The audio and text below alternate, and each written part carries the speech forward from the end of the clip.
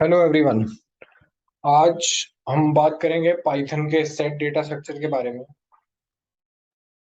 आज का जो ओवरऑल एजेंडा रहने वाला है वो कुछ इस तरह से होगा। तो इनिशियली मैं आपको बताऊंगा कि एक सेट डेटा स्ट्रक्चर क्या होता है, कहाँ उसको हमें यूज करना चाहिए, कैसे हम लिस्ट को सेट में बदलेंगे। कुछ और इंटरेस्टिंग फैक्ट्स बताऊंगा मैं आपको सेट डेटा स्ट्रक्चर के बारे में, जैसे कि सेट में सॉर्ट क्यों नहीं हो सकता, I mean sort function set के साथ क्यों नहीं लग सकता। अगर नहीं लग सकता है तो हम उसको सॉर्ट कैसे करेंगे। और भी कुछ इंटरेस्टिंग चीजें मैं आपको प्रैक्टिकली करके बताऊंगा, और एट द एंड हम एक प्रॉब्लम सॉल्व करेंगे, actual real time problem solve करेंगे यूज ये लीड कोड प्लेटफॉर्म से, जिसमें हम जितने भी कॉन्सेप्ट हमने अभी तक सीखे हैं वो सब हम यूज करने वाले हैं। तो हम स्टार्ट करते हैं। तो सबसे पहले मैं आपको बताना चाहूंगा कि सेट होता क्या है और हम सेट को डिक्लेयर कैसे करते हैं। तो सेट एक ऐसा डेटा स्ट्रक्चर है पाइथन के अंदर जो कि अनऑर्डर्ड है, और उसमें कोई भी डुप्लीकेट एलिमेंट्स नहीं हो सकते हैं। अब अनऑर्डर्ड का क्या मतलब है वो मैं आपको बताता हूँ सबसे पहले। तो जैसे मैं मान लीजिए, तो उससे पहले मैं आपको बताता हूँ कि सेट को हम एक्चुअली डिक्लेयर कैसे करते हैं। तो मान लीजिए मैंने एक सेट बनाया। तो सेट को बनाने के लिए आपको करली ब्रेसेस लगाने होंगे। तो मैं इसमें मान लीजिए मैं एक सेट बनाता हूँ 1 2 3 1 4। तो ये एक सेट बन गया है अभी के लिए, ठीक है। अभी के लिए इसमें डुप्लीकेट एलिमेंट्स नहीं रखते हैं। तो मान लीजिए मैंने 1 2 3 4 5 करके एक सेट बना दिया, ठीक है। अब मैंने ये एलिमेंट्स इस ऑर्डर में डाले। अगर मैं मान लीजिए इसको प्रिंट करता हूँ तो ये इसी ऑर्डर में ही आए हैं। But let me change the set itself. अगर मैं सेट को चेंज करता हूँ, मान लीजिए मैंने 1 20 30 और इससे पहले कुछ अलग डाल देता हूँ, 3 5 5 ओके। अगर मैं अब प्रिंट ए करता हूँ तो आपने क्या देखा। तो अब इसमें जो चीज नोटिस करने वाली जो है वो ये है कि जिस ऑर्डर में मैंने एलिमेंट्स को डिफाइन किया, मतलब मैंने पहले 3 लिखा, फिर 5 लिखा, फिर 1, फिर 20 30, बट जब मैं इनको प्रिंट कर रहा हूँ तो इनका ऑर्डर अलग है। मेरा 1 सबसे पहले आ गया, फिर 3, फिर 4, फिर 5।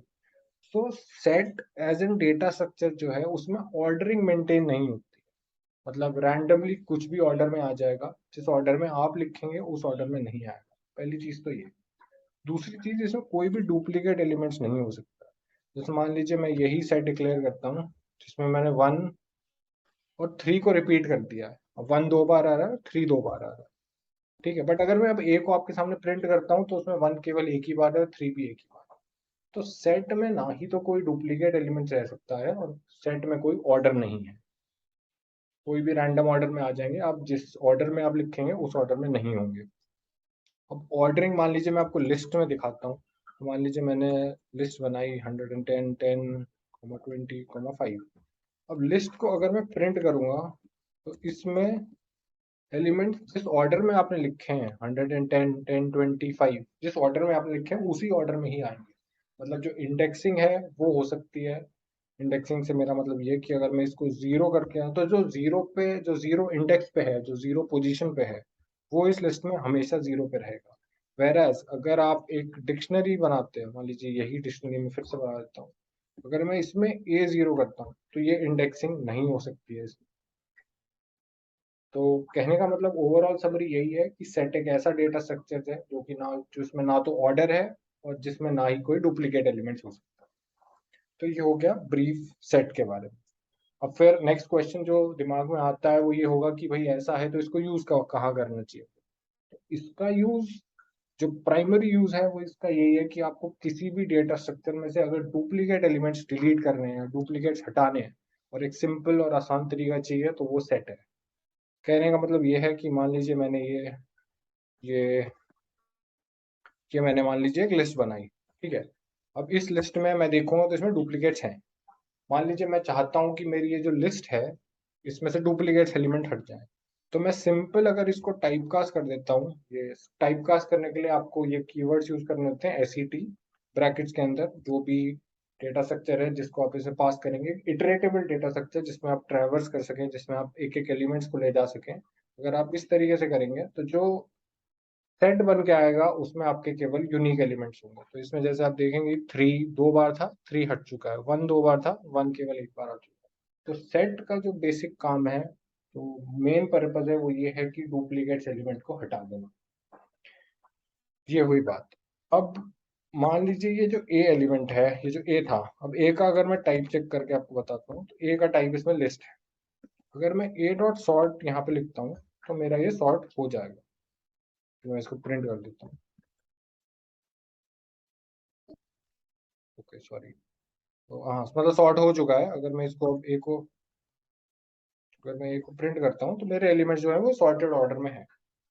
ठीक है, बट मान लीजिए मैं यही सेम मैं एक डेटा स्ट्रक्चर आपको, इसको बी बना देते हैं जिससे बार बार ना डिक्लेयर करना पड़े। तो बी मैंने एक सेट बना दिया। ठीक है, अगर मैं इसका आपको टाइप चेक करके बताऊं तो इसका टाइप सेट है। ठीक है, अब अगर मैं बी डॉट सॉर्ट करके कुछ करता हूँ तो नहीं है, मतलब सेट के साथ कोई भी ऐसा सॉर्टिंग फंक्शन एसोसिएटेड नहीं। कल को आपसे कोई पूछ ले, किसी इंटरव्यू में पूछ लेते हैं, या इन जनरल भी कोई पूछे कि भाई सॉर्ट फंक्शन जो है वो सेट के साथ क्यों नहीं है जबकि वो लिस्ट के साथ है, तो उस चीज का प्राइमरी रीजन जो है, तो most primary reason for this is, जो हमने अभी समझा था कि सेट जो है वो अनऑर्डर्ड है, उसमें इंडेक्सिंग नहीं हो सकती है। तो सेट डेटा स्ट्रक्चर जब बनता है तो उसमें हम कोई ऑर्डरिंग मेंटेन नहीं करते, और जब तक ऑर्डर मेंटेन नहीं है तो आप उसको सॉर्ट ही नहीं कर सकते। जैसे मैंने अभी समझाया था, तो लिस्ट में हम इंडेक्सिंग करके रखते हैं कि जो जीरो पे है वो जीरो पे ही रहेगा, वेराज सेट में ऐसा कोई ऑर्डरिंग ही नहीं है, तो आप कोई सॉर्ट फंक्शन इसके साथ एसोसिएट ही नहीं कर सकते। तो ये रीजन है कि कोई भी सॉर्ट फंक्शन या ऐसी सॉर्टिंग कैपेबिलिटीज क्यों नहीं है सेट के साथ।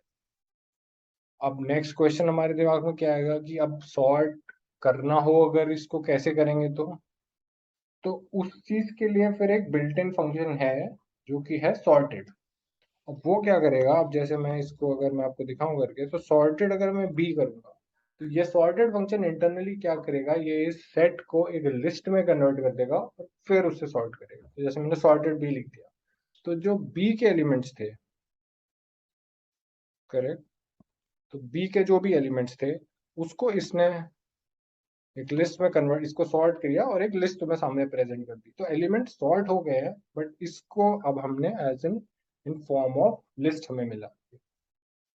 अब इसको आप चाह रहे हैं कि ये वापस से सेट में बदल जाए, तो आप इसको सेट में टाइपकास्ट कर दीजिए, तो ये आपको वापस से सेट मिल जाएगा इन अ सॉर्टेड फॉर्म।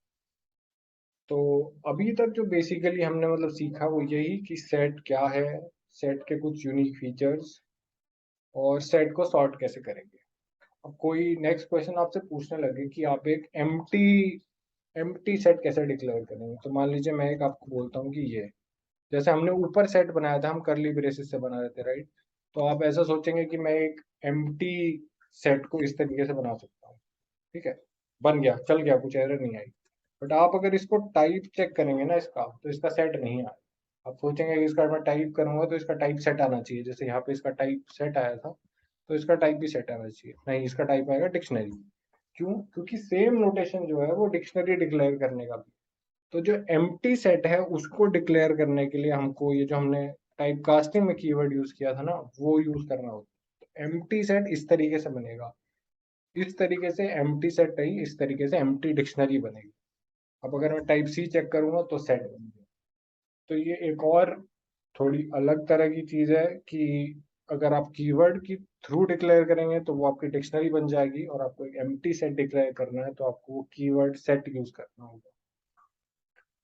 अब इतनी सारी चीजें आपने जो सीखी हैं कि भाई सेट को ऐसे बनाना है, सेट का यूसेज है कि भाई उसमें डिस्टिंक्ट एलिमेंट्स रहते हैं, इन सब का यूज केस देखते हैं। तो मैं अब आपको एक प्रॉब्लम पे लेके चलता हूँ, विच इज दिस प्रॉब्लम, जो यहाँ पे या जो कि थर्ड मैक्सिमम एलिमेंट है। तो यहाँ पे मैंने इसका कोड ऑलरेडी किया हुआ है। मैं आपको पहले प्रॉब्लम समझा देता हूँ ये क्या है। अभी के लिए मैं इसको हटा देता हूँ, मैं आपको फिर से एक बार लिख के बताऊंगा। प्रॉब्लम यह है कि हमारे पास एक लिस्ट है, एक एरे है जिसमें नंबर्स हैं जैसे 3 2 1 या 1 2। हमें इसमें बताना है कि तीसरा सबसे बड़ा नंबर क्या है इसमें, और अगर उसमें तीसरा सबसे बड़ा नंबर नहीं है तो आपको जो सबसे बड़ा नंबर है वो आपको बताना। फॉर एग्जाम्पल अगर मैं ये लूँ 3 2 1, तो इसमें तीसरा सबसे बड़ा नंबर क्या है? तो सबसे बड़ा हो गया 3, उससे दूसरा नंबर का बड़ा 2 और सबसे तीसरा बड़ा नंबर हो गया 1। तो इसका आंसर हो गया इसमें 1। ये जो लिस्ट है 1 और 2, इसमें 2 ही एलिमेंट्स हैं 1 और 2, तो इसमें तीसरा बड़ा कोई है ही नहीं, तो इसका आंसर हो जाएगा जो कि सबसे बड़ा है। ये वाला हो गया।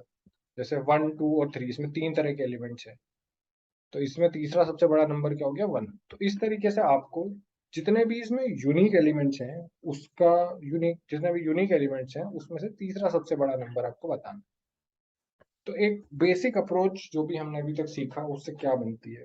उससे ये बनती है कि सबसे पहले मुझे ये चाहिए कि मुझे जो भी लिस्ट दी हुई है मैं उसमें से यूनिक एलिमेंट्स निकाल लूँ। जब वो यूनिक आ जाए तो उन्हें मैं सॉर्ट कर लूँ, और सॉर्ट करके मैं पीछे से अगर चलूँ तो जो तीसरा सबसे बड़ा नंबर है वही मेरा आंसर है, और अगर उसमें 3 नहीं है तो जो सबसे बड़ा है वही मेरा आंसर है। अगर मैं सिंपल हिंदी में समझाऊँ तो ये इसका लॉजिक है। अब उसको प्रोग्रामेटिकली कैसे करेंगे हम? तो सबसे पहले हमें जो लिस्ट दी हुई है नम्स, इसको हमें एक सेट में बनाना होगा। सेट में क्यों बना रहे हैं? ताकि हमारे को यूनिक एलिमेंट्स मिल जाए। तो मैंने सेट नम्स किया तो मुझे जो भी मेरे को दिया हुआ था लिस्ट, वो एक सेट बन गया, उसमें केवल यूनिक एलिमेंट्स आ गए। इस वाले को पिकअप करूँ मैं तो 2231 का रिजल्ट मुझे केवल 231 मिल जाएगा। करेक्ट। बट अब सेट मिल गया, सेट के बाद मुझे क्या चाहिए? मुझे उसे सॉर्ट करना होगा। तो हमने भी सीखा था कि सॉर्टेड फंक्शन है जिससे ये सॉर्ट हो जाएगा। बट हमें इसमें क्या करना है? हमें चाहिए तीसरा सबसे बड़ा एलिमेंट। तो आसान रहेगा कि अगर हम इस लिस्ट को उल्टा करके सॉर्ट करें। तो अगर मैं यहाँ पर रिवर्स इक्वल टू ट्रू कर दूं तो उससे मुझे जो जो लिस्ट मिलेगी वो मुझे सॉर्टेड मिलेगी, बट उल्टी सॉर्टेड मिलेगी। कहने का मतलब ये है कि मान लीजिए ए जो है, अब ए जो है ये वाली लिस्ट है, करेक्ट। अगर मैं यहाँ पे ये लिखूँ सॉर्टेड ए, तो मुझे ये ऐसे ही सॉर्टेड मिली। अगर मैं लिखूँ सॉर्टेड ए कॉमा रिवर्स इक्वल ट्रू, तो मुझे ये उल्टी सॉर्टेड मिल गया। तो हमारा क्वेश्चन यही बोलता है कि आपको तीसरा सबसे बड़ा एलिमेंट बनाना है। तो अगर मैंने उल्टी इसको सॉर्ट कर लिया तो मेरे लिए आसान है, वो सीधे सीधा मैं तीसरे इंडेक्स पे जा सकता हूँ और वहां पे जो नंबर है वही मेरा रिजल्ट हो जाएगा। ठीक है, ये हमने कर लिया, इसको हमने नम्स में ही वापस से सॉर्ट कर लेते हैं। अब हमारे पास दो कंडीशन और लगानी है बस, कि अगर जैसे यहाँ पे बोला गया है कि अगर उसमें तीसरा सबसे बड़ा एलिमेंट है ही नहीं तो आपको मैक्सिमम एलिमेंट रिटर्न करना है। तो मैं एक चेक लगा लेता हूँ कि अगर जो इसकी लेंथ, अगर नम्स की, अगर इसकी लेंथ आपकी 3 से बड़ी या उससे ज्यादा है तो फिर आप रिटर्न करते हैं मुझे नंबर जो कि तीसरे इंडेक्स पे ही है, जो कि तीसरा सबसे बड़ा। और अगर उसकी लेंथ 3 से ही छोटी है तो हमें फिर रिटर्न करना होगा जो कि सबसे बड़ा एलिमेंट। तो ये इतना छोटा सा कोड है इसके लिए। अभी मैं इसको कुछ सैंपल के लिए रन करूंगा। तो यहाँ पे आप देखेंगे आउटपुट 1 था, एक्सपेक्टेड भी 1 था, तो ये चल गया है। अब मैं इसको पूरे सैंपल मतलब जितने भी टेस्ट केसेस है उसके लिए सबमिट कर दिया और ये एक्सेप्ट हो गया।